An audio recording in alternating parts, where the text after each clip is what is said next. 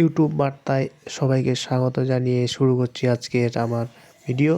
তো আজকে আমি আপনাদের দেখাতে চলেছি যে কিভাবে আপনারা ভিডিও ভাইরাল করতে পারবেন এবং কোথা থেকে আপনারা ভিডিও আপলোড করলে আপনাদের ভিডিও ভাইরাল হবে সেটা আমি আজকে আপনাদের জানাবো। তো সাধারণত আমরা কি করি, ইউটিউব অ্যাপসে গিয়ে প্লাস আইকন থেকে ক্রিয়েট এ শর্ট বা আপলোড ভিডিও থেকে আমরা কিন্তু সাধারণত আপলোড করে দিই আমাদের ভিডিও। আর আপলোড করার পর কিন্তু আমরা ভিডিওতে এরকম কিন্তু সাড়া পাই না।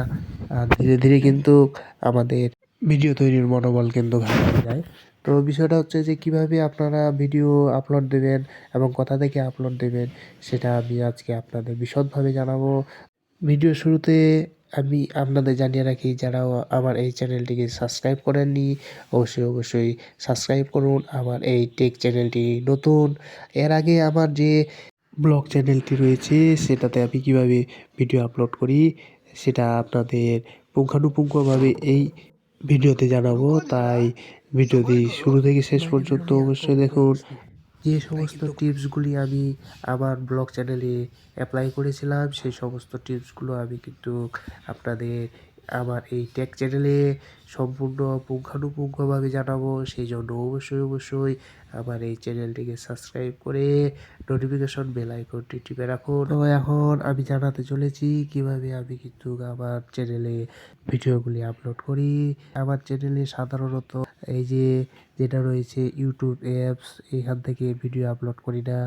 ইউটিউব চালাতে গেলে অবশ্যই আপনাদের যেটা প্রয়োজন পড়বে সেটা হচ্ছে ওয়াইটি স্টুডিও।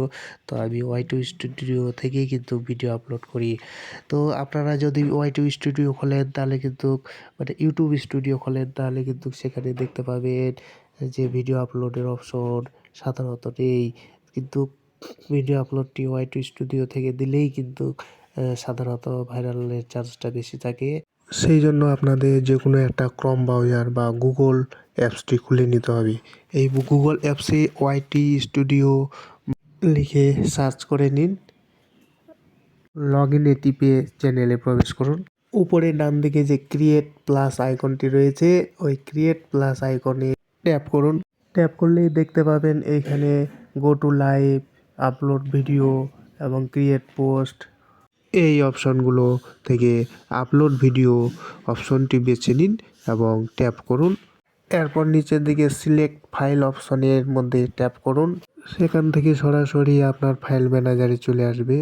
আর এখান থেকে যে ভিডিওটি আপলোড দিতে চান সেটা সিলেক্ট করে আপলোড অপশনে টিপে দিন এবং এই যে এখানে সঙ্গে দেখতে পাবেন যে এখানে টাইটেল লেখার অপশন রয়েছে।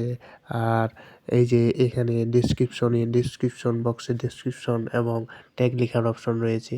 তো এইগুলো ট্যাগ ও টাইটেল কীভাবে লিখতে হয় সেটা পরবর্তীতে আমি কিন্তু আপনাদের আরও একটি ডেডিকেটেড ভিডিও দেবো। এখানে ট্যাগ এবং টাইটেল লেখার পর এই যে নিচের দিকে আপনারা দেখতে পাবেন যে নেক্সট অপশনটি রয়েছে। এই নেক্সট অপশনে টিপে দিলে উপরে মনিটাইজ অন অফ এর অপশন আসে, কিন্তু এটা সবার চ্যানেলের ক্ষেত্রে কিন্তু সমান নয়। আমার যেহেতু চ্যানেল মনিটাইজ হয়ে গেছে সেই জন্য কিন্তু মনিটাইজ অ্যাড দেওয়ার অপশন আসছে।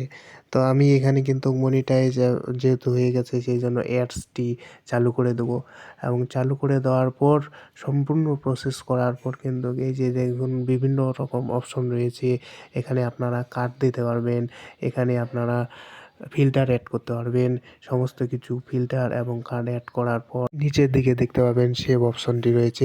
এখানে সেভ অপশনটি আপনাদের টিপে দিতে হবে, তাহলেই কিন্তু ভিডিও আপলোড হয়ে যাবে। তবে জানিয়ে রাখি সবসময় আপনারা কিন্তু ভিডিও আপলোড করবেন আনলিস্টেড হিসাবে। তারপর অবশ্যই কিন্তু আপনারা শিডিউল করবেন ভিডিও থেকে। শিডিউল করে একটা নির্দিষ্ট টাইমে আপনারা ভিডিও ছাড়ার চেষ্টা করবেন। আর এই টিপসটি ফলো করে দেখুন, অবশ্যই সাফল্য লাভ করবেন।